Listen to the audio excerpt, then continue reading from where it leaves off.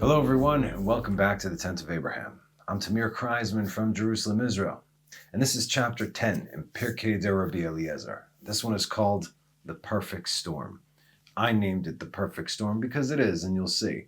Now, just so you know, whenever I give a teaching, it's obviously, I'm not studying it the first time for me to give it. I go through it, just like I went through the entire Pirkei de Rabbi Eliezer on my own. I said, you know what? This is good. I want to teach this. But as you prepare the study, it's different than just studying it for yourself, right? You also have to know your audience. In any case, the message that I discovered here, going through it right now, preparing it for you guys, it blew my mind. And I've never seen this before. And so I'm really excited to share this with you today. So let's get into it. Okay. So on the fifth day, Jonah fled before his God. Why did he flee? Now, there's a lot the general public does not know about Jonah the prophet. We don't know. We just boat, fish, spewed him out, Nineveh, end of story, right? His story goes way, way beyond the book of Jonah, as he was the first person in the Torah to be resurrected from the dead, recorded. We can see his story in 1 Kings 17. The boy that died was revived by Elijah the prophet. That was Jonah, but we'll get into that later. And just so you know, since God used the prophet to revive him through his own breath, right? This is another reason why he merited the prophecy later on in life. Again, another one of the reasons. Another example of this was Elijah's protege, Elisha. He resurrected a boy as well. Who is that boy? That boy became the prophet Habakkuk. So again, how did it work? Elijah basically drew from, God gave him from his essence, and face to face, mouth to mouth, eyes to eyes, and so on, hands to hands. And he just gave him his life force. So again, if someone merits to be resurrected, that means they have a job to do. You don't just get resurrected and like, okay, how many people have had stories where they've had near death or death experiences and came back and just continued living their lives like nothing happened? Oy vavoy, if death cannot change a person. Anyway, so this is what happened. This is who Jonah was. He actually died and was resurrected. So general knowledge, we'll touch on that. But now we got a lot to cover. So let's get in. On the fifth day, Jonah fled before his God. Why did he flee? Did anyone ever really ask this man why he ran from God? Why did he think he could run from God? Did he really believe that there was somewhere that he could hide? Why do we read the book of Jonah on the holiest day of the year, on Yom Kippur of all days? What does it signify? We need context, of course. We need backstory. We need character development. We need Pirkei de Rabbi Eliezer. So why did he flee? Because on the first occasion when God sent him to restore the borders of Israel, his words were fulfilled. As it is said in 2 Kings 14:25. Here's the first time we're going to see Jonah. 2 Kings 14:25. He restored the boundary of Israel from the approach of Hamat until the sea of the Arava, according to the word of the Lord God of Israel, which he spoke through his servant Jonah, the son of Amittai the prophet, who was from Gat Hefer. Here's Jonah before we knew him as Jonah. So is this what we know about Jonah? No. This was his first assignment, and it was a success. On the second occasion, God sent him to Jerusalem to prophesy that he would destroy. I mean, that God would destroy Jerusalem. So wait, what? I mean, did this happen? I mean, yes, God destroyed Jerusalem twice, right? The temples, but this was not the situation. As we know, as a rule regarding prophecy, a good prophecy always comes to pass, right? While a bad prophecy can always be changed through the one and only way that it can be changed, and that is tshuva, repentance. That's it. Now, did God destroy Jerusalem on that particular occasion? No, he did not. To which we read, since they, Israel, did tshuva, the Holy One, blessed be He, did according to the abundance of His tender mercy and repented of the evil decree, and He did not destroy it. Okay, it's like, okay, you guys did tshuva, you were not where you were before. Where you were, that merited to be crushed, but now you are here, as in closer to me. The crush has nothing to do with you. This instance is referred to in the book of Jonah, chapter 4, verse 2. And he prayed to the Lord and said, please, O Lord, was this not my contention while I was still on my land? In other words, he was referring to this time. For this reason, I had hastened to flee to Tarshish. For I know that you are a gracious and merciful God, slow to anger with much kindness and relenting of evil. So what's going on here? Let's put the pieces together. Now, we're already getting a better idea, though, of what is going on here. So we're referring to the second prophecy that Jonah received. Going to destroy Jerusalem. He warned Jerusalem. They did tshuva. Wait. Jonah saw firsthand the power of tshuva, and he did not want God to spare Nineveh. This we might have known, right? Plus, Jonah was scared from this last time that he prophesied. Why? Because what he said did not come to pass, right? But this is because the people did tshuva. Nevertheless, thereupon they called him a false prophet, Navi Sheker. Now, obviously, it's funny. So Safari says a lying prophet, which is Navi Sheker, but it's called a false prophet. Anyway, now obviously he was not a false prophet. We know that he's got his very own book in the Torah, for goodness sakes, because we clearly see that God sent him on another mission. In other words, if he would have been a false prophet, right, that would have been his end right there. Furthermore, what do we do with false prophets? Right? We studied this in the previous series. We publicly stone them to death and then hang their corpse on a tree or wooden beam so all Israel can see and the fathers can teach their children, say, look, you see this? This is what happens when someone lies about speaking in the name of God. This is what happened to false prophets. And of course, they are forever accursed. Forever. So, who called Jonah a false prophet? It was Am Haaretz, the low-class people in the land, if you will. The non-scholarly people. But the righteous obviously knew the truth, which is why they were the ones who prayed on all of Israel's behalf for God to change his decree, not destroy Jerusalem at that point in time. These are the only ones who, the Am Haaretz are the only ones who likely did not do tshuva, which is why they were surprised that Israel and that Jerusalem had not been destroyed. Wait, Jerusalem's going to be destroyed. Oh yeah, whatever, dude. Then it wasn't. It's like, ha, we got you, false prophet. But in the meantime, the tzaddikim all did tshuva for the sake of the rest of Israel, so Jerusalem was not destroyed. But remember, Israel is a collective. So it says God used his mercy. There's judgment and there's mercy.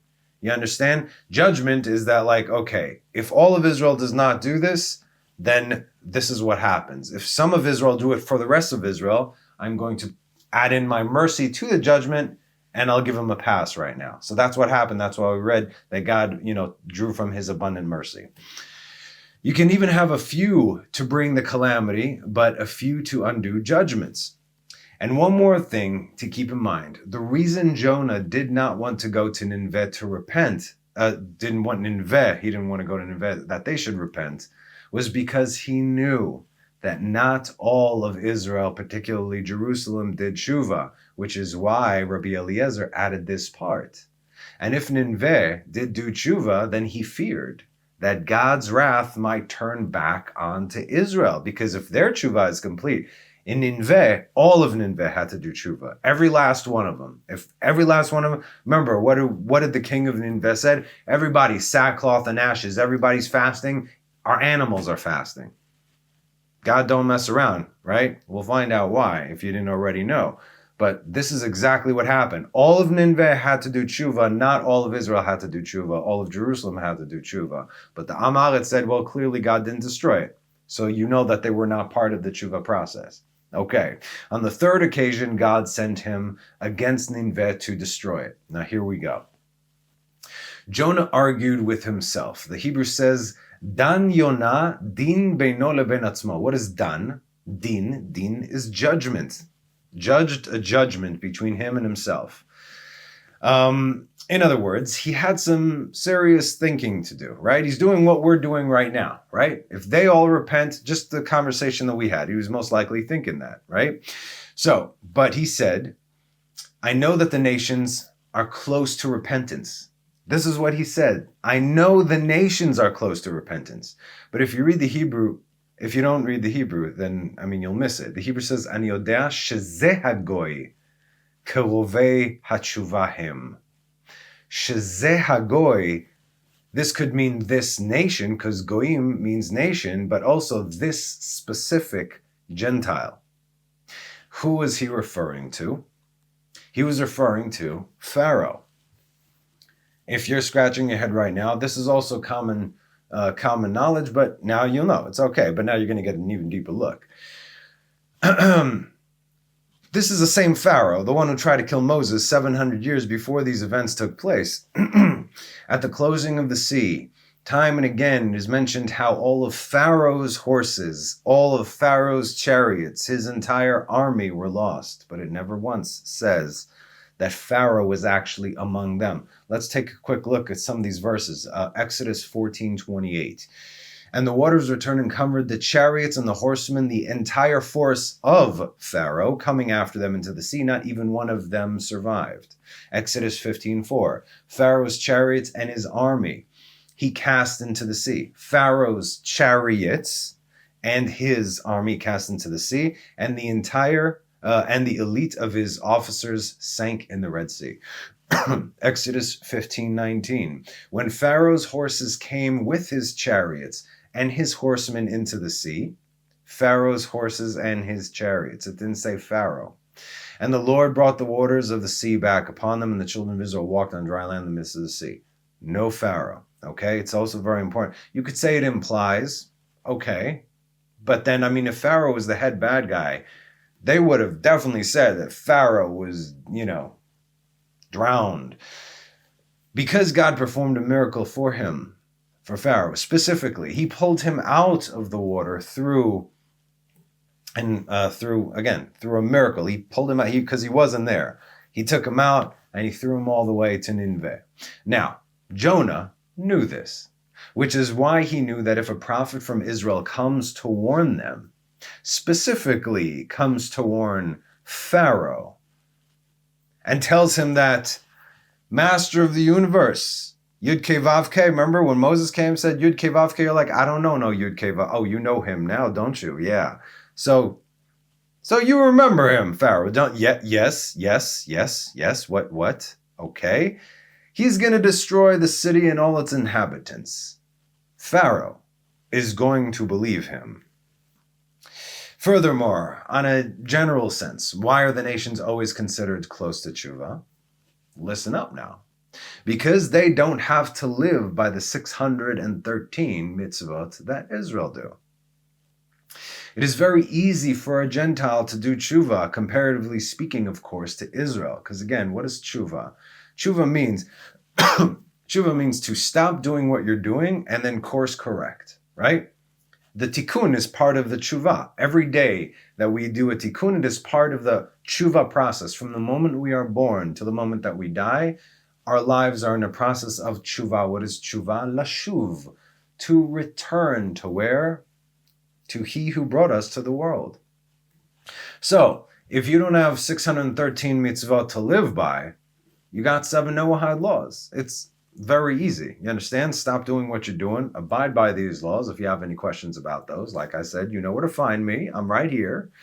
And I'll help you guys out. But it's fairly simple. But for a Jew, let's say, a secular Jew, to do tshuva, you have many laws to live by. It's a complete life change. It's not just let me change my mind frame or let me get rid of one thing. It's getting rid of everything and bringing everything else in. So that's why it says that the nations are always closer to tshuva.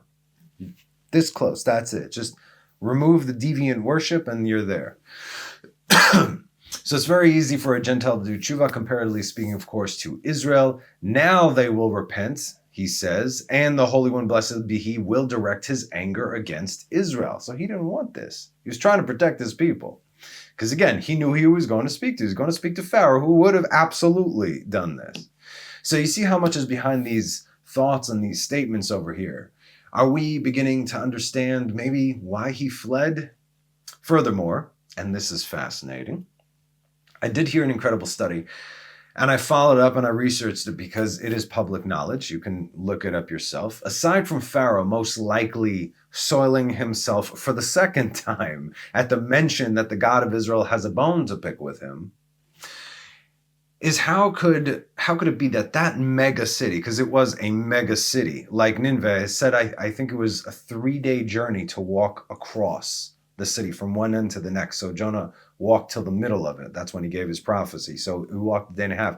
You know what it is to walk 3 days, right? That's a mega city. Okay. So this mega city, and they were also Assyrians, the largest empire in the world at that time, and they would heed the call. Why would they heed the call of a prophet of Israel? Aside from Pharaoh, just let's say you don't know that. Why would an entire city heed the call of prophet of Israel? Because then Pharaoh would have to start, or the king of Nineveh would have to start going and convincing people. The ground is set here all around. So apparently, they have on display where in the British Museum cuneiform tablets from Nineveh, which is today northern Iraq. This is the city of Mosul, right? They sent. The name rings a bell. It's because they sent your government sent the troops over there supposedly to fight Saddam Hussein, who wasn't there, obviously. But that was not their primary objective. Remember, it's never the end, it's the means to an end. They were after the ancient artifacts from places like Mosul and Nineveh and any and everywhere else in the Middle East from ancient civilization.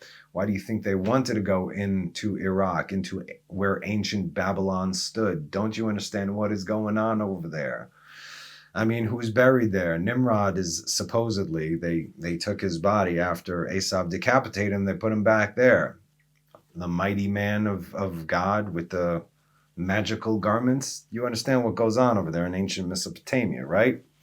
So like we said, they were much bigger and stronger and smarter and with technology that we have not even thought of. That's how they could build all the things that they could today. I read about this thing about even the pyramids. The size of those blocks today, they could not do it with all the technology we have today. Today, they could not build it the way they did back then. They knew things. Like I said, bigger, stronger, smarter, had access to all sorts of whatnots.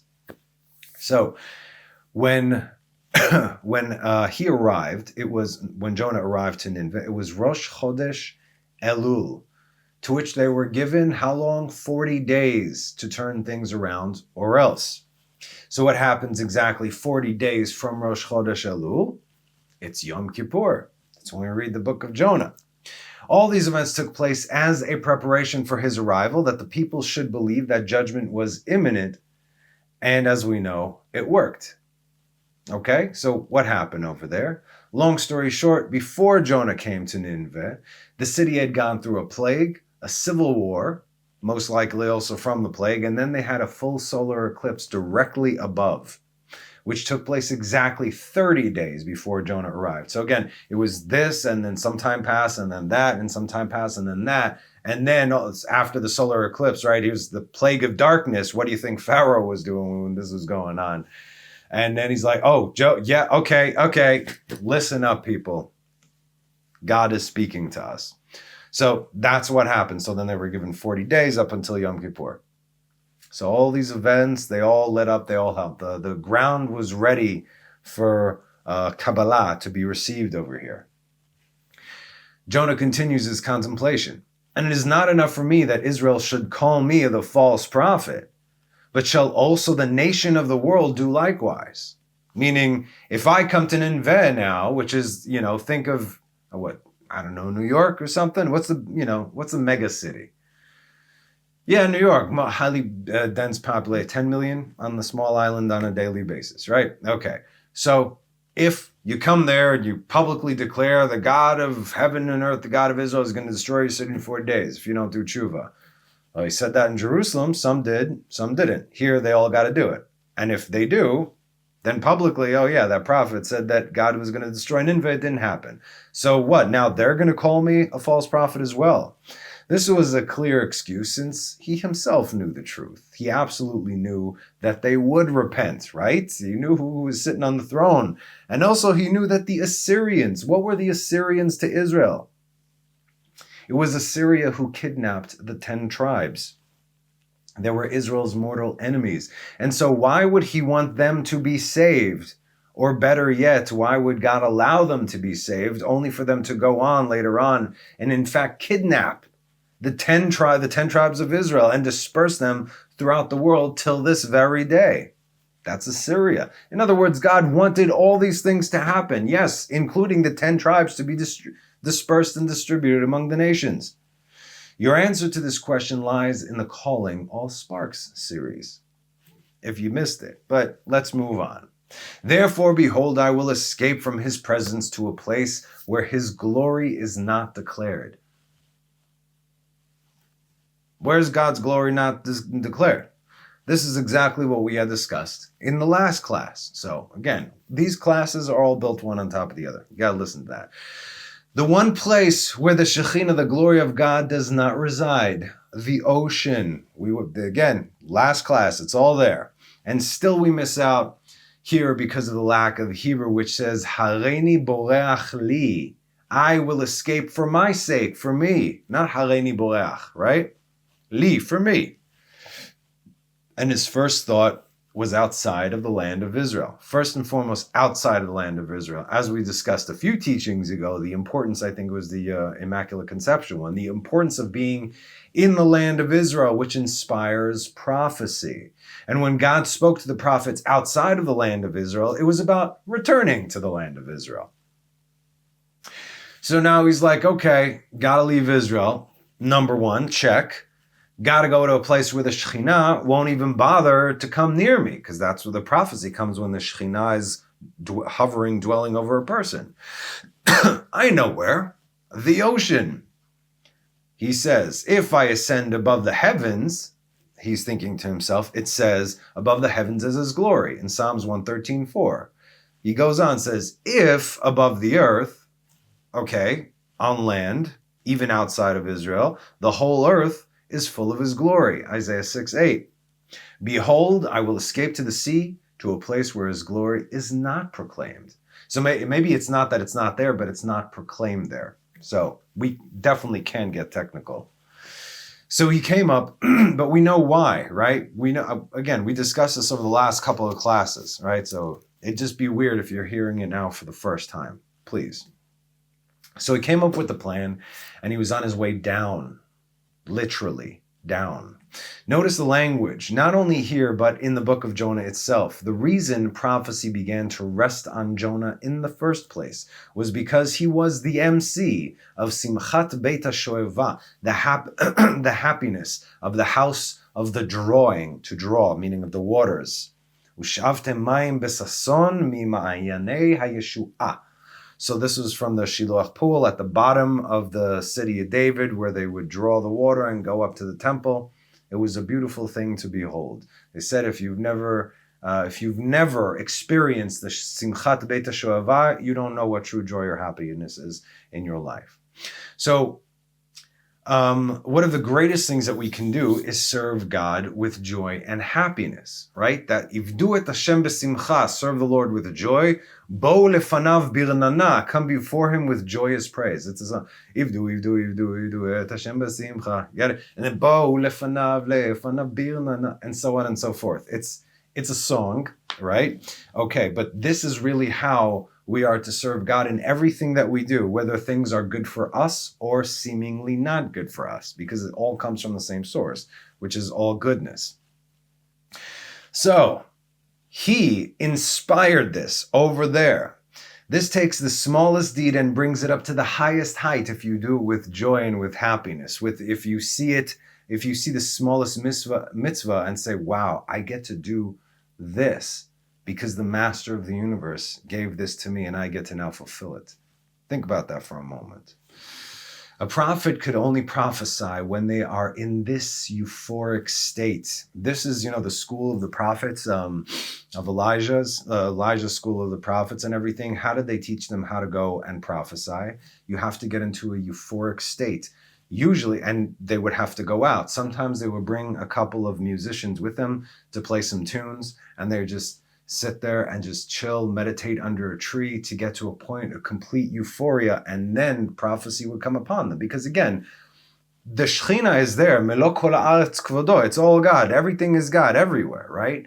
We're the ones that are stuck in the mud. And if we are able to elevate ourselves up from the mud and the muck of this mundane world, it's like, you got the right frequency, but you have work to do. And it's not just going to happen in one sitting, obviously. He actually taught them how to do it. But now it says the prophecy is gone from the world since the Second Temple. So when we are truly joyous, that means that no outside circumstances can negatively affect us, because our joy comes from within and up, if you will. In other words, oh, I just got $1 million. I'm so joyous and happy. No, it's not, because look, your money's gone. Where's your joy and happiness now? You get it. Okay. This is why it's a tremendous mitzvah to bring joy to one another. I've said this before. If you smile at a person and it's infectious, just a flutter in their hearts for a moment from a stranger, hi, thank you, hello, excuse me, you're welcome, all these things. This brings joy to another human being. Do that. Please do that. For your sake, for the world's sake.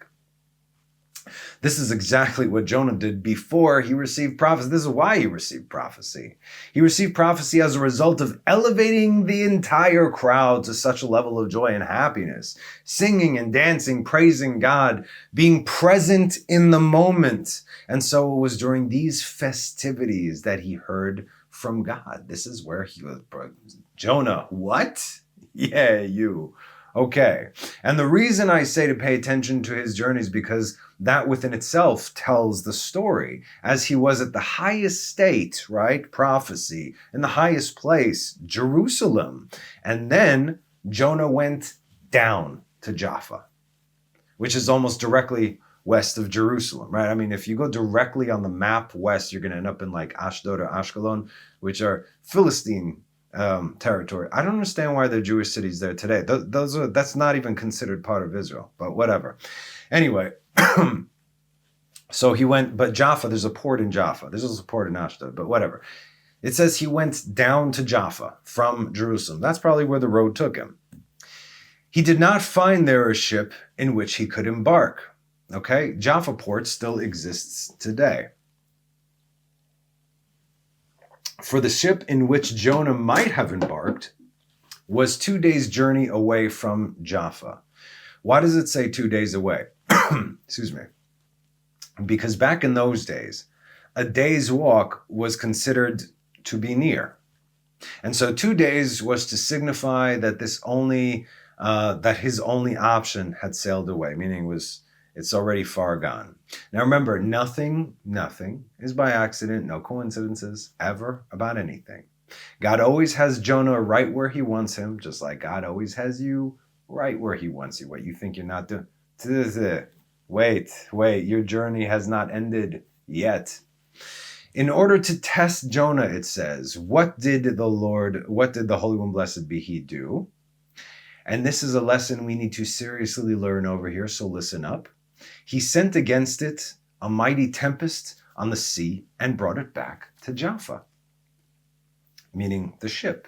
As Jonah was standing on the docks watching his ship sail away, then Jonah saw and rejoiced in his heart, saying, now I know that my ways will prosper before me. Listen up. When we are on our way to do something questionable, because all of us here, I'm sorry, we know better. We make up excuses. We convince ourselves otherwise. Everybody knows exactly what I'm saying right now. You think God doesn't know this? Obviously. Okay. So when we are on our way to do something questionable at best, or very much wrong on all levels at worst. Should the path clear for us, should the stars align for us to the point which we may be so hopefully arrogant or foolish enough to see that as a positive sign, right? That God is on our side. We have another thing coming, right? Okay. We know what is right and what is wrong. We know this, not because of our own understanding, yes? I mean, there is basic understanding, right? You have all the thou shall nots, right? Don't even go there. But if there is a question, now in addition to the thou shall nots, let's talk right now if you're taking on the 613. We know what is yes and what is no because the Torah spells it out for us. It's written in black and white. We know. And if there's a question there and a question also from the halacha, then you ask a rabbi and you ask them to explain it to you. No rabbi will ever say, do this, don't do that. They will say, it says in the Torah and in the Mishnah and in the Talmud, this and this and that and this and this and that. He's not going to say, don't do it. He can't tell you not to do it. He will answer your question from the Torah, and you're a big boy and girl, now you make your own decision before God. I did my job. I illuminated the scriptures for you. Here's what God says. You're on your own, son. Okay? All right. And so, we should know that if we go against the Torah, no matter what happens, whether we succeed or fail at our despicable or questionable deed, God is testing us. Always. How did God tested him? He brought it back so that he should believe that he was clearly God is in my favor because God did this. Yes. The Lord has done this in order to test you. Remember that, Deuteronomy? Yeah? Okay. To test you. The false prophets? Yeah? New religions? In order to test you. That's why he did it. To test you. So, okay. He said to the sailors, I shall descend with you. Ered imachem. Boom, let's go lower now. Jonah just failed the test. And as a result, he just dropped another level, believing in his own understanding that he was doing the right thing. Again, this is an excuse. We all know it because we see the story as a whole. We're looking from above. We know what's happening. But we also understand the consciousness of this man. He is a man after all, a prophet, but a man nonetheless. He didn't want to do something. So if there's something that we don't want to do, are we not going to come up with every excuse in the book not to do it? Even if it seems righteous. I don't want them to do tshuva because for the sake of my own people. But what it said, I will, elech li, ered li, this is for me, I'm doing it. God said to do this. God's got a plan. The 10 tribes got to be taken. Furthermore, this is a hint for us regarding the company aboard that ship, that the only place for them to go was down. Moreover, if coming to Israel is called making aliyah, as we know, ascending, it is, as is anyone in Israel going to Jerusalem, you're making an aliyah to Jerusalem. So anyone leaving Jerusalem, as he did, and now the land of Israel, is by default yored. Yerida, he is descending from Jerusalem to Jaffa, from Jaffa to the boat, and from the boat to the belly of the boat, and from the belly of the boat to the bottom of the sea. We'll see. You see okay. They replied to him, behold, we are going to the islands of the sea, to Tarshish. Okay, so where's Tarshish from biblical times? There's 3 places that it could be. It's either one of the Greek islands, a place in Turkey, or a place in Spain. What is it? Greek islands, Turkey, Spain, or Tunisia, which is to the east of it. Okay, so it's basically all along the Mediterranean, just a matter of how far you go. He said to them, I will go with you. Why now does he say, I will go with you and not, I will descend with you, right? Catch the language.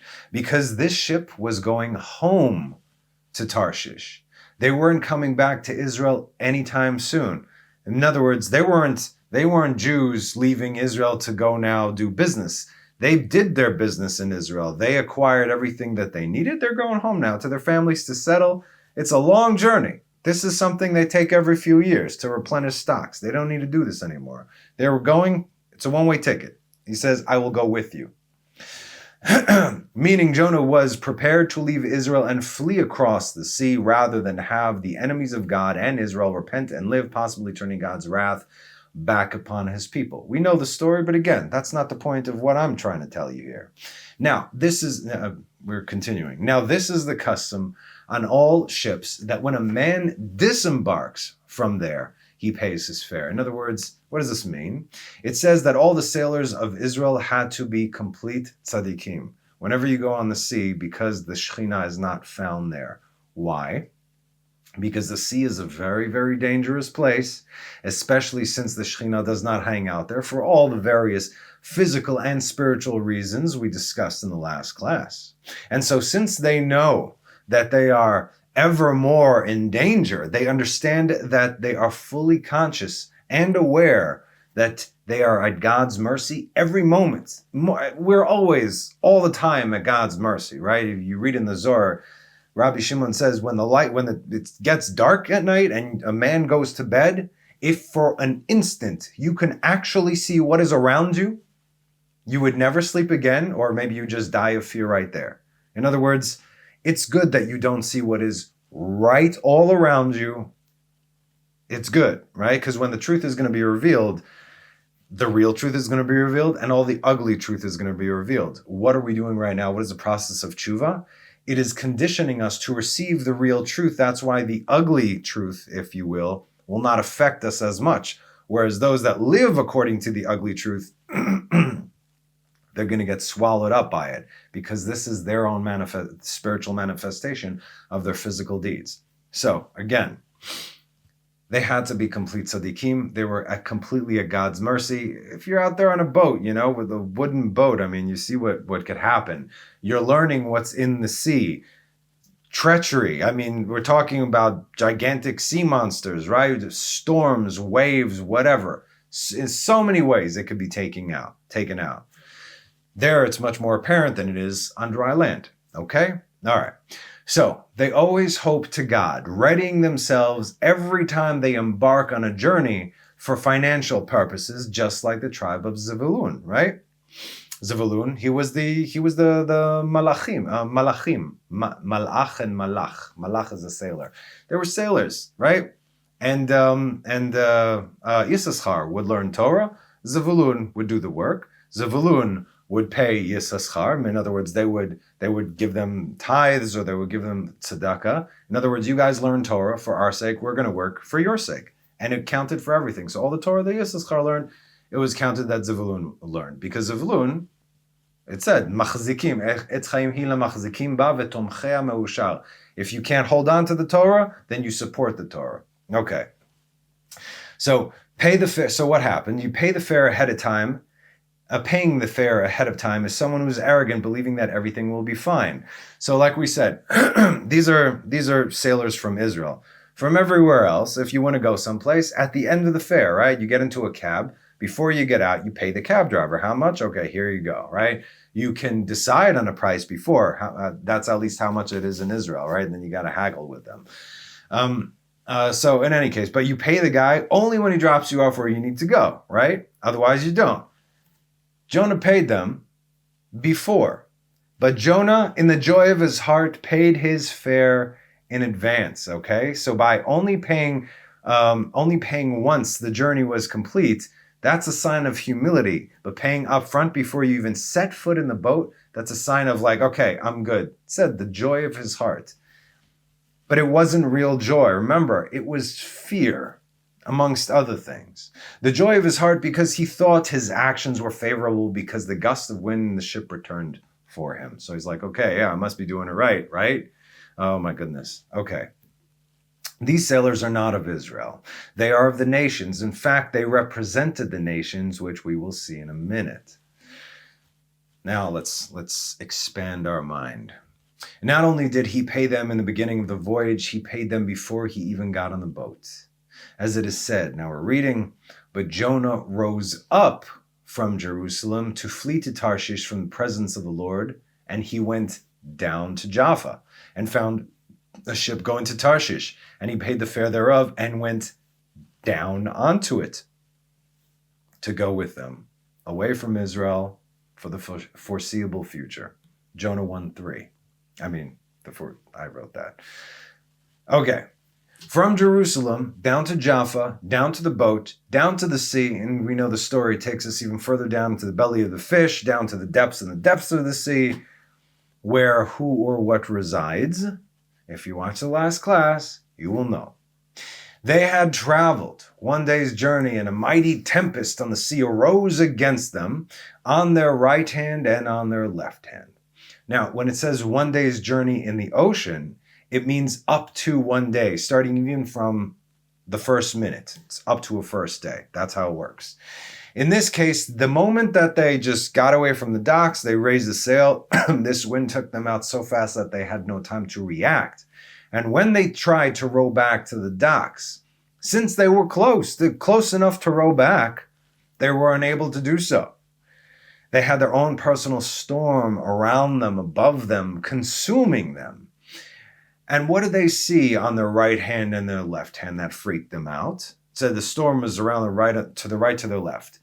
They saw other ships just sailing, no problem. Hi, what's going on? What's the weather like?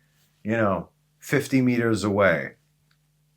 But the moment all of the ships passing to and fro was peaceful in a quiet sea, but the ship in which Jonah had embarked was in great peril. This is another one of the nisim, another one of the miracles over there.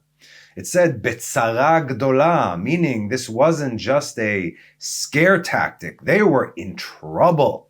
As it said in Jonah 1:4, now the Lord cast a mighty wind into the sea, and there was a mighty tempest at the sea, and the ship threatened to be broken. V'ha'oniyah chishva lehishaber, to break. This has several meanings. One, that the ship was literally and physically going to break. This is true. That the ship's inhabitants were going to break spiritually. Also true. That the nations were going to break metaphorically, both physically as well as spiritually. In other words, the inhabitants of the ship and the inhabitants of the ship representing the nations of the world. Physically and spiritually going to break. Okay. With this in mind, now we're moving to the fun stuff. Rabbi Hanania said, of the 70 languages, tongues, nations, were on that ship, and each one had his own god, his idol, shikutzo, sheketz, in his hand, no less. Now, this is very reminiscent of Micah chapter 4:1, and the end of days, that reads, and it shall be at the end of days that the mountain of the Lord's house shall be firmly established on the top of the mountains, Jerusalem, Har Zion, and it shall be raised above all the hills, because the hill of Jerusalem is actually, it's lower, it's surrounded by hills, all of them higher than her, and people shall stream upon it. And what we just read in Jonah now coincides with verse 5 that reads, for all nations, 70 of them, shall go, each one in the name of his God, of their own God. But we, Israel, will go in the name of the Lord our God forever and ever. You still think you're reading a story about a man on a boat and a big fish. They prostrated themselves, saying, meaning they were now one of sound mind. Okay, they're all together now. All the 70 nations, the inhabitants of the ship, all the inhabitants of the ship agreed and did the same thing, saying, and the God who shall reply and deliver us from this trouble, he shall be God. Where have we seen something like this before? 1 Kings 18:24, the contest, between Elijah and the false prophets of Baal in Israel. So he said to them, right? 1 Kings 18:24, and you will call in the name of your God, and I will call in the name of the Lord, and it will be the God that will answer with fire. He is God. And all the people answered and said, this thing is good. Tova dava. Okay, let's do it. And every man called upon the name of his God, but it availed not. This is already back to Pirkei de Rabbi Eliezer. And this is where we read in Jonah 1:5, and the sailors were frightened, and each one cried out to his God, and they cast the cargo hakelim, the cargo that was in the ship into the sea to lighten it from them. Okay? Now, this was not cargo that they dumped, but they dumped their idols. This is what happened, so as to lighten their spirits. Storm, at sea, each one call out, no, Chucky, you're not helping us. Not help. No, okay, forget it, right? But it was obvious it was more intense than that. They all prostrated themselves. They did this. They were crying out to whatever god that they had made, each for their own, their own purpose, their own nation, their own person. And hear the variation from our text as to why he lay down and fall asleep. Now, Jonah, because of the anguish of his nefesh, was slumbering and asleep. Veyonah betzarat nafsho nirdam veyashan lo. So let's compare our text here, not from the book of Jonah, but again from Elijah, 1 Kings 19, after all the things with, my God, your God, and the fire, right, took place. When he was fleeing from Jezebel, he went to the desert, a distance of 1 day's travel, and he came and sat under, by the way, from where he was to go to 1 day's travel into the desert could not have happened. This only happened through kfitzat haderech, as we discussed. Great tzaddikim have the ability to kind of teleport, if you will, or the way is shortened for them. And he came and sat under a juniper and requested that his soul die. He said, enough. Now, enough. Now the Lord, take my soul, as I am not better than my forefathers. He lay and slept underneath. This is also like the end of the book of Jonah, right? He lay and he slept underneath one juniper, and behold, an angel touched him and said, rise and eat. Said this to Elijah, Vaishkav, Vaishan. Both Jonah and Elijah, Jonah, who was resurrected by Elijah, have had enough. They themselves were breaking, just as the world around them was breaking, just as the ship around these sailors was breaking. And when they lay down, they did so wholeheartedly, as they were both ready to die, rather than go on. They're like, I'm at peace. They were actually at peace. They're like, I'm done. Kill me, don't kill me, whatever, but I'm done.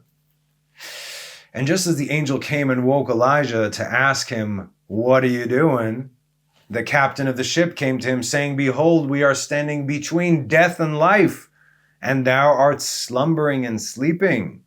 The captain approached him gently and quietly, so the rest of the ship would not hear. Although he was down there, they were up there. And yet, when we read from Jonah, from the book of Jonah, we see that they cast lots after the captain woke him, as now they all knew the reason for their predicament and imminent certain death. It was done. There's no way out of this. Of what people are you? He answered, I'm a Hebrew. At this moment, the fear that gripped the captain and his ship was nothing compared to the fear of the thought that the master of the sleeping man, the thought of God, the master of the sleeping man below deck, the man who by some strange happenstance had the ship returned to port for his sake. What, they weren't stupid. They saw what was going on over there. The man who paid before he set foot aboard. No one did that. Who in the face of oblivion and the sounds of mighty winds and waters crashing upon the ship, as its bows were snapping before their very eyes. None of this that's happening right now is calm. You must understand. This man was a Hebrew. That meant that his God is the God of gods. Terror and hope simultaneously together gripped them. They knew that there was nothing else that they could do. Little did they know that this would be the voyage that would change their lives forever. They already literally and figuratively threw their idols and idolatry overboard. So where are we now, right? And that is always the first step towards redemption, absolution, conversion. The captain said to him, have we not heard that the God of the Hebrews is great? Yeah. Arise. You went down, down, down. Now I tell you through God, arise. Call upon thy God. Perhaps he will work salvation for us according to his miracles, which he did for you at the Sea of Reeds. What, God doesn't control the seas? Yes, of course he does. Confession. We know our idols cannot help us. We just believed in them because it's easy. But we tossed them, right? But there are no atheists in foxholes, my friend. And this is why this was a foxhole from hell, courtesy of the Master of the universe. He answered them, "It is on my account that this misfortune has befallen you." At least he's being honest. When Jonah speaks of his account, this is where he told them the whole story from the beginning. He said, on my account. What is the account? Well, so it goes like this. Told them the whole story from the beginning to where they are right now. And he said, this is not your fault. This is my fault. This is on me. And no one here should suffer on my behalf. Okay? Of me not doing my job. This is on me, not you. Now, think with me, okay? The world, the 70 nations in peril, the world around them it's about to end. Absolutely nothing is stopping this, right? They all have but given up on their false gods. They clearly are false gods. We know it now. We always knew it, but now we really know it, okay? Because we cried out to them in our time of trouble and there was nobody there. As they turn to one nation, the only nation that kind of has a pull with the boss, as Israel takes ownership and says, I have not done what the God of all gods, the master of the universe, creator of heaven and earth has told me to do. And this is why the nations, the world struggles, suffers. And now you suffer because of me. I'm ready to face the consequences of my actions as we read. Take me up and cast me into the sea, and the sea will become calm unto you. He said to them, exactly as it said, and he said unto them, take me up, cast me forth into the sea, so shall the sea be calm unto you. Same thing, okay? Jonah 1:12. Now we're going to read the road to personal and collective redemption. We are going to see how God created the perfect opportunity for the 70 nations to come correct. Nations have to choose as well, right? And it all started with them leaving idolatry. That was it. Rabbi Shimon said, the men would not consent to throw Jonah into the sea. In any other case, be it in the world back then, and even more likely today, if a ship full of people believe that they are going to die, absolutely going to die, unless they cast one Jew overboard, how do you think that's going to end? You see, the thinking of kill one, save many, or kill thousands to save millions, or kill millions to save billions, is all sorts of wrong. Because you are destroying that which you claim to save. But it is not only the body, but the soul. So we're going to destroy our own souls to save bodies. None of this makes sense. This is the thinking of today. This is the thinking that they want you to think about at war. But even war within itself is something corrupt, unless it's for, God says, take them out for that reason. Save the body, destroy the soul. Give up the body, save the soul. What's eternal? What do I mean by this? There are very specific halachot, laws regarding handing over a Jew to the Gentiles to be killed. Listen up now. The Rambam speaks of these halachot a lot. For instance, if the Gentile enemies come and they surround the city, and they declare, send us out, one of your own, to us, anyone you choose, or we will kill every last one of you. It could be 10,000, 50,000, 100,000 people in the city. They surround them and say, listen, you give us one person, we don't care who it is, whether we choose, you choose, we just want one of y'all, right? Or everyone dies. According to halacha, we do not do that. The whole city will choose a collective death rather than giving up any one of their brothers, thereby destroying their own souls. If you're starting to have some questions right now, Good. This next part is for you. The only exception to this rule is if there is a city, one man in the city, or anyone in the city, that had committed a transgression that warrants one of the 4 deaths of the Beit Din, has already been tried and been found guilty. In other words, you've already got witnesses. This guy's guilty. Now we just got to go through the execution. Should one like this exist, you can absolutely hand him over to the Gentiles to be killed. These are the ways of Israel, as given to us by God.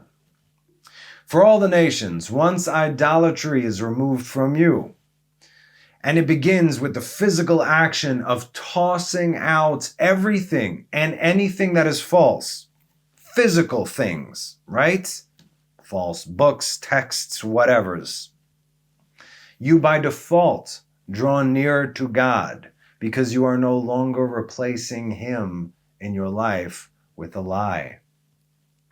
As a result, but they cast lots among themselves, and the lot fell upon Jonah.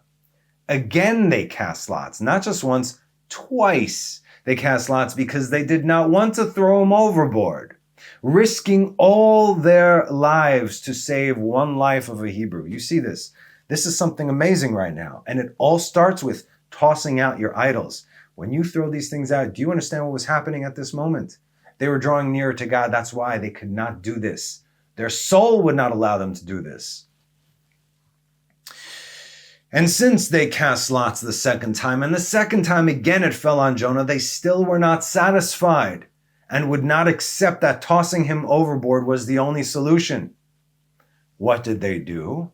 They took all their vessels which were on the ship and cast them into the sea in order to lighten it for their safety, but it availed not.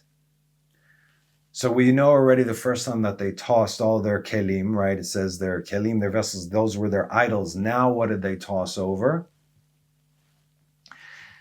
The cargo. Everything that they had been working so hard to bring, their livelihood. This could have killed them in the long run. From everything they could toss overboard, they did. There was nothing left there. Everything. There's only men aboard that ship. That's it. And all for the sake of not killing a Jew. Yet, it still did not help. They wanted to return to dry land, but they were unable, as it said. Nevertheless, the men rowed hard. Hard, not just, no, well, we can't do it. So no, their lives depended on it. They rowed hard to get them back to the land, but they could not. Jonah 1:13. So they had to get creative, right? They didn't want to let him go. What did they do?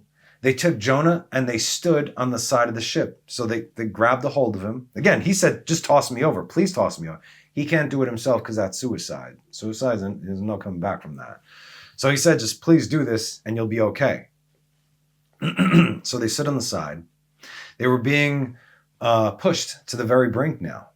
And mind you, all this is in the middle, again, we're forgetting. The sea was not calm. This is in the middle of a storm that they had never seen before. As they clearly saw, they saw everyone around them. Everyone was fine, but they were going through this. It was only them and no one else. They didn't have time to sit and discuss and take note and, take a vote. What should we do? Come back with suggest. They're like, oh, but as one, the moment they prostrated themselves, they became one. 70 nations united, right? They all acted as one. From the moment they tossed out their idols, they went from each man working individually because each man is their God. Now they're all working together. And now a miracle happens. All the men of the ship, the 70 nations, are praying as one together for the very first time in their lives to the one true God, the master of the universe, saying, God of the world, O Lord, do not let... They're praying to God. They're praying to God. No, not through any idols. They're praying to God. God of the world, O Lord, do not lay upon us innocent blood, for we do not know what sort of person this man is. He could have been a murderer, but they didn't know. What has come over these people now? They're all about to die in complete and utter terror. And they're asking God about the character of this man? You'd think already that these people are absolute tzaddikim, but again, you see what tossing out idolatry does. These people have changed within a matter of minutes. This is what the hand of God can do to the nations. This is what the hand of God can do to anyone. And he, Jonah, said to them, on my account has this misfortune befallen you. Now take me and throw me overboard. So like we said, he couldn't throw himself over because of suicide. And when a man of Israel commits suicide, he is guilty of killing a man of Israel. Okay? Your body is not your own. God gave this to you. That's why we are told to eat specific things, to nurture our body. That's why we are told to exercise. That's why we are told to have specific kosher diets, because kosher food is good for you. Non-kosher is not good for you. You don't even mix don't mix milk and meat. Scientists know today that it's not good for you, right? All these things are so that you should live a long life. Remember, do this, live a long life. Do that, live a long life. Why long life? The longer time you have to live, the more mitzvot you have to do, the greater rectification of the world. So what did they do? They took him and cast him into the sea up until his thighs. In other words, they lowered him. They were still holding on to him, lowered up until his thighs, and the sea storm subsided. They took him up again. They're like, okay, it's done. They brought him back to themselves, and the sea became agitated against them. Again, they cast him up until his navel, until his belly button, right? Until the midsection of his body, and the sea storm subsided. They took him back, and it went nuts again. And again, for the last time, they put him down up until his neck, and the sea storm subsided. And now every time they probably lowered him back to that point again, but it didn't work, so they had to keep lowering him lower and lower and lower. So now it's up until their neck, until his neck. 1, 2, 3 strikes, you're out. And when it said, and the sea storm subsided, this was not slowly in a natural way. Our sages say this was, boom, instantaneous, which is only strengthening their fear and belief in God and in the words of Jonah, his servant. I say again, when they saw the great miracles around them, it strengthened their belief in God and Jonah, his servant. Tell me this didn't just remind you of Exodus 14:31. And Israel saw the great hand which the Lord had used upon the Egyptians, and the people feared the Lord, and they believed in the Lord and in Moses his servant. What? Hayad hagdolah, vayira'u ha'am. Once more they lifted him up in their midst, and the sea was again agitated against them until they cast him entirely. And forthwith the sea storm abated. Done. Gone. Like that. As it said, so they took up Jonah and cast him before them in the sea, and the sea ceased from her raging. Jonah 1:15. Now, I want to read to us the verse in Jonah, which comes right after this occurrence of them reluctantly, painstakingly tossing him. They did not want, he said, just throw me, throw me, throw me, throw me. Maybe like this, maybe like that. They tried everything. Again, they were about to die, and they tried everything. They were ready to go. Keeping in mind the verse from Exodus that we just read. Okay? But let's read it again for good measure. Vayera Yisrael et hayad hagedolah, asher asa Adonai b'Mitzrayim, vayireu ha'am et Adonai, vayaminu ba'Adonai u'b'Moshe avdo. Vayireu ha'am et Hashem, right? Feared the Lord, but also saw vayireu. Jonah 1:16. Vayireu ha'anashim yir'a gedolah et Adonai. Vayizbechu zevach la'Adonai vayideru nedarim. And the men feared the Lord exceedingly, but the men saw the Lord, and they made sacrifices to the Lord and made vows. English takes it all away. Wow. This is a beautiful development we see taking place right here. These men, these nations, they were heathens just a few moments ago. They have been broken indeed. And this was the point of the journey as far as they're concerned. Their false gods exposed and literally tossed overboard. They recognized the one true God, the master of the universe, and they cried out to him as one, all for the sake of one Hebrew man. So here's a question for you. What sacrifices have they made to the Lord? It says there, right? With what? Everything was gone. There was nothing there. Yes, the men feared the Lord, but only because the Shekhinah had been revealed to them. The Shekhinah is revealed, could be revealed anywhere. It just doesn't for the reason, but God makes it so. The Shekhinah had been revealed to them as they saw and felt God's hand upon them through the storm and within the storm. As it said in Hebrew, Vayeru anashim yirah gdola, and the people saw an awesome sight, et Adonai, God. They beheld, obviously, but the Shekhinah, in other words, they saw, they beheld it. And what sacrifices have they made to the Lord? Psalms 51:19, the sacrifices of God are a broken spirit. O God, you will not despise a broken and crushed heart. And the ship was about to break. This is how we started this teaching. God broke them. From the moment he said he sent his prophet on board, unbeknownst even to him. And as a result, God, through Jonah, lifted them up. It is only once we have been emptied of our own understanding, of our own ideas, of our own pride, of false idols, of all the baggage that we willingly carry. Only then will God lift us up. And the catalyst, the life of one Jew. And what vows did they make? Shema Yisrael Adonai Eloheinu Adonai Echad. The inhabitants of the ship, the 70 tongues, the 70 nations, have all converted and vowed loyalty to the God of heaven and earth, to the God of Israel. And this is the perfect storm. So this concludes our teaching for this week. Now, this is not the end of the chapter, okay? We're only about halfway through. But like I said, putting this together, I believe that this needed to stand alone. Because this message was like, wow, what is happening right now? So not to mention that we have much more to discuss, and I didn't want to overload you too much. I didn't want to take away from this by, next we're going into the fish's mouth, okay? So that's next week. So there's plenty to chew on here right now. So stay tuned for next class when we take a wild ride into the belly of the fish, down to the depths of the forbidden sea. So thank you as always for joining me. Have a wonderful rest of the week and have a Shabbat Shalom. Bye now.